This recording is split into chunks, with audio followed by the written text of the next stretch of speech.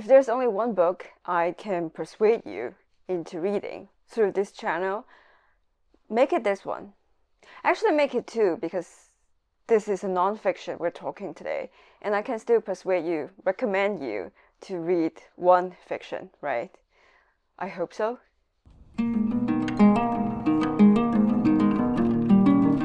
Hello, welcome back to my channel.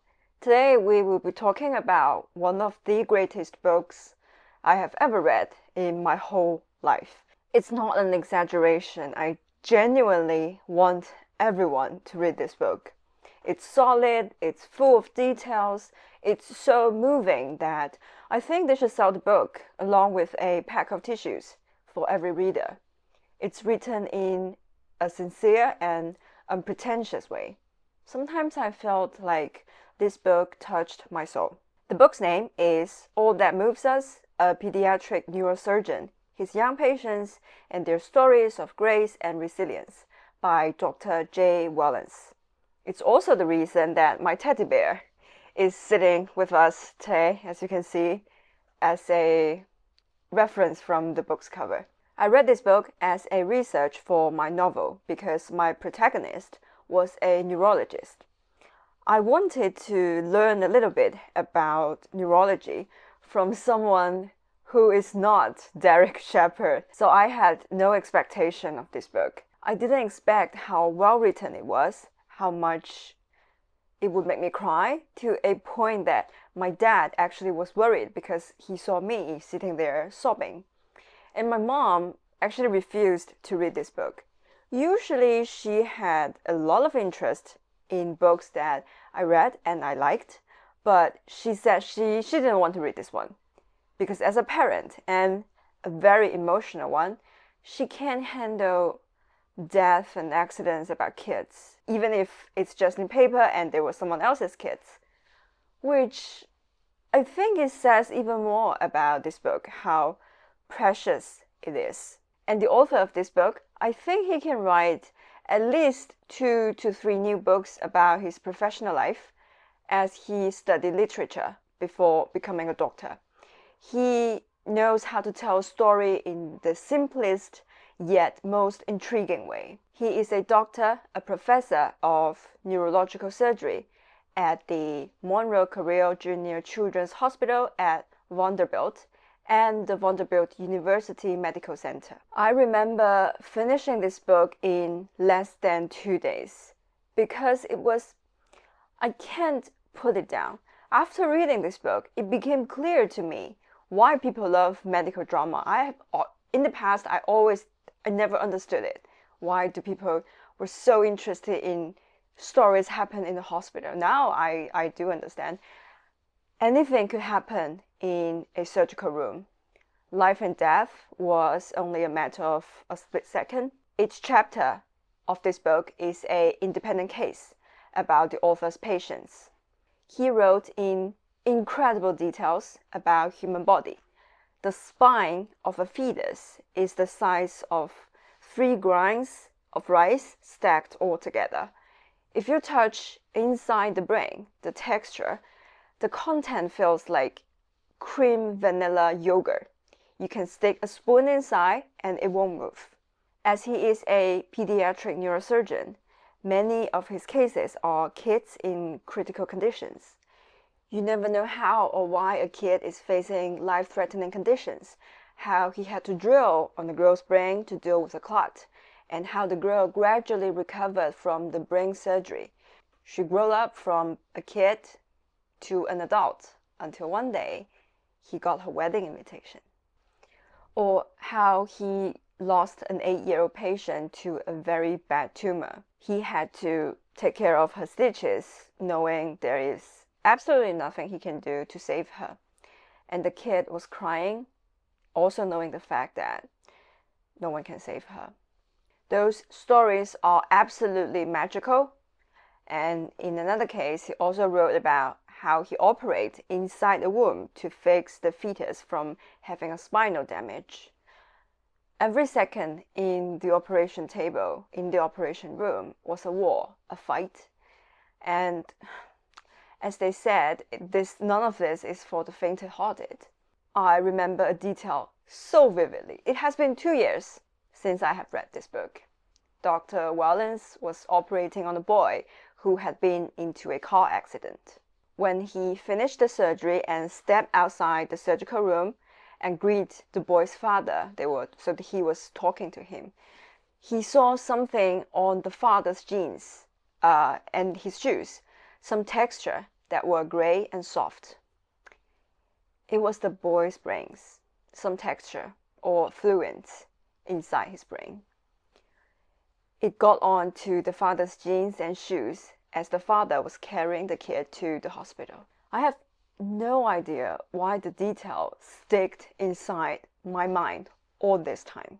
The simplicity and power of nature, life, and the absolute brutality of this business. Life and death, these words sound distant and irrelevant into our daily life. In this context, in this book, something extremely specific and daily, death has been embodied.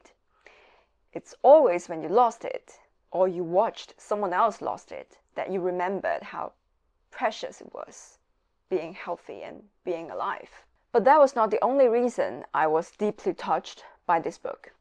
The author's father was an Air National Guard pilot. He taught him how to fly a plane, and this experience helped him save a patient. They moved the girl into a Black Hawk helicopter in order to make it to the operation room in a storm. He wrote at the end of this chapter that this event was one of the most memorable for him, as a reminder of why he became a doctor.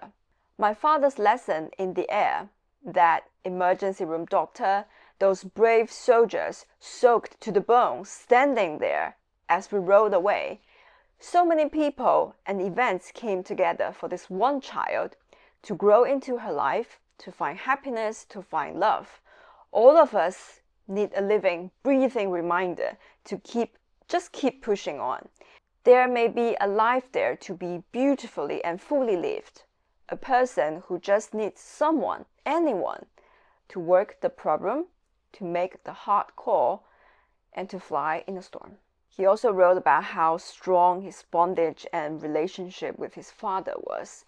However, Dr. Wellons' father eventually died from ALS before he became the successful doctor that he is now.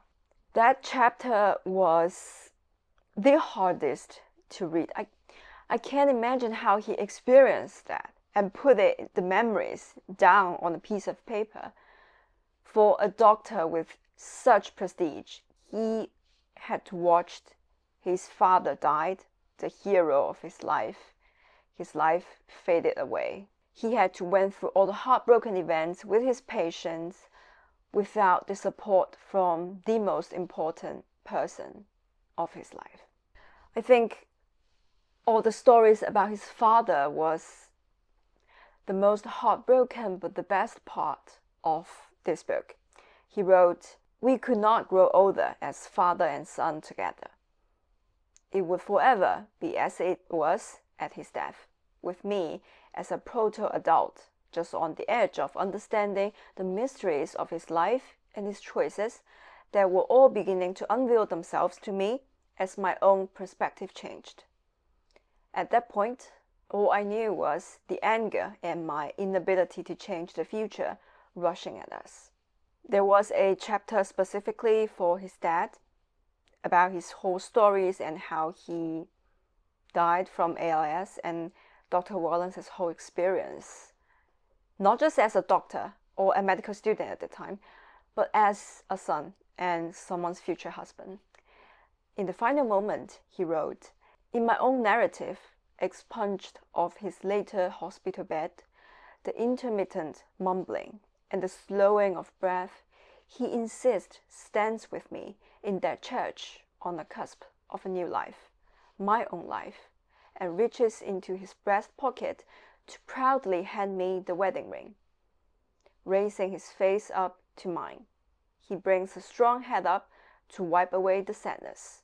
Then after an embrace, he places my hands in my wife's and steps away. As I turn to face her, I later see him smiling, joyous, and striding away, fading forever into the hereafter. You know, before I pressed recording button on my camera, I thought it was a light-ish read and it would be a light-ish video because Wellons writes in a dizzying way. You felt like all these chapters are episodes of an ABC medical drama. Until this moment. This one hurts for anyone who had lost a family member, a loved one, even someone who thought about death, the pain, the sorrow, the trauma, the bondage that we hold with our parents, and how they are forever affecting and protecting us. It was a reminder that even the best doctor in the world is still mortal. A lot of literature discussed death and love, but I have never read anyone like this as simple, straightforward, and I think the word I'm looking for here is tender as this one. It is precisely because he was facing the cold surgical knife, blood and death every day. The book showed me another world which I could have never seen. Not just the medical miracles, but the bravery of human beings and how beautiful life itself is. When I closed the book, I found myself a more complete person, mentally speaking. The book filled up some small holes of desperation and pain in my soul that I didn't know existed. And I think there's no words to end this video better than the last paragraph of this book. I think this video is basically me reading from a book that I recommend to everyone, because just look at his words, read his paragraphs. This one has a beating heart and magical hands and a smart brain. And he, with his simple words, this author brings out something we all should have known in life. And in this last paragraph of his book, he wrote, "Finally, to my father, John Wellons, I've missed you in these days of later life as I've walked this path that you sent me on years ago. But I now know that you have been with me in some way." A large part of this book is about how my patients over the years have helped me come to terms with what a profound influence you were on my life early on, only to lose you and then find you again in my life, lived out so far, a circle of discovery I would wish for anyone, from joy to grief to joy again. I think that was one of the most beautiful words I've ever read. A book about trauma, life, death, hope, family, the inevitable fate for human beings, and the absolute joy of being alive. That's all for today's video. I hope you like it. I really hope you would like to read the book. Thank you for spending time with me. See you next week.